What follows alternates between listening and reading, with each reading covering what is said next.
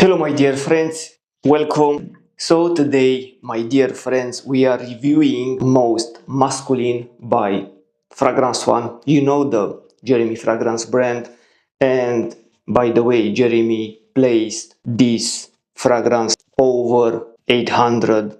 $800 for a fragrance here in the UK was about 500, over 500 pounds. Of course, I didn't pay 500 pounds for this, and hopefully no one paid $800 for this fragrance, because I was thinking, no fragrance on earth should cost more than $300, the 100 ml bottle. Even if are, luxury products, 300 pounds for me is more than enough. But, people, or some people, are greedy. I don't mean about Jeremy, but just in general. As I said, I hate no one. And Most Masculine, as I said, I didn't pay over 500 pounds for this. I paid 167, which it is a kinda lot of money for this fragrance, and I will explain you why. First of all, we get this box presentation, which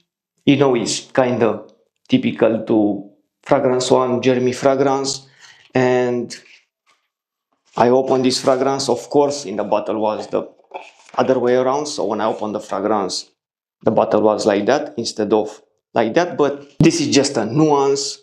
We have this sticker, which for a 500 pounds fragrance for over $800, I expected this sticker to be placed, better, not like that. Because, for example, if you're gonna buy a Dolce Gabbana fragrance or an Armani fragrance and the sticker is placed like that, you're gonna think that bottle is fake. This is the lid, which is quite high. I was just about to make a joke. This is quite high, like, and this is the sprayer. Quite okay sprayer, but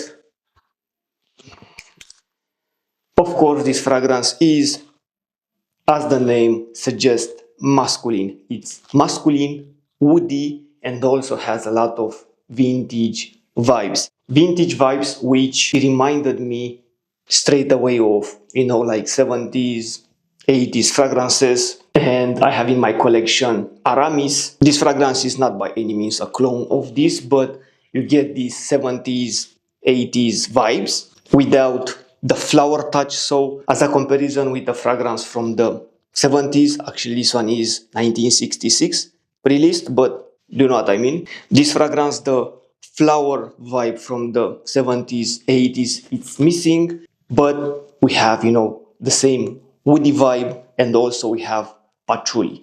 Plenty of patchouli in this fragrance, so woody, patchouli, this kind of thing.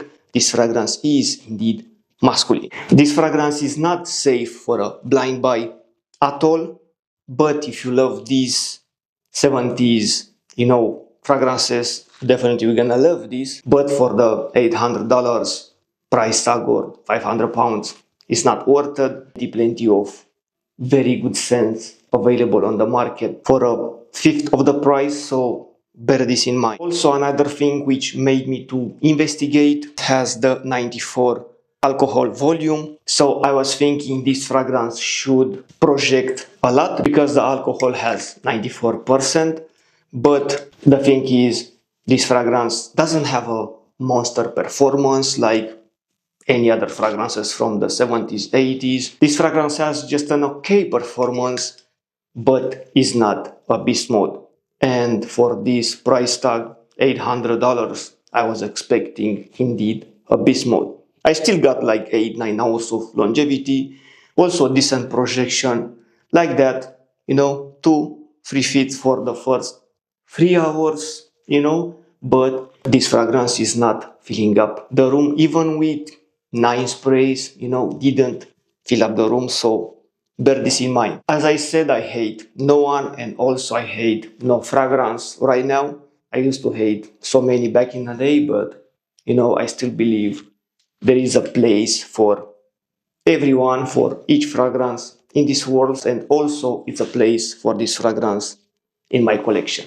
Of course, this fragrance is for a very rugged man, so if you are this kind of, like Clint Eastwood, this kind of thing, because when I sprayed this fragrance, it reminded me, as I said, of the vintage vibes, Clint Eastwood, that kind of movies from the 70s, 80s. So this fragrance is for, that rugged man. And by the way, do not blind buy any of these fragrances which you've seen it here on my channel. As always, thank you very much for watching, guys. Until next time, take care of you. Bye bye.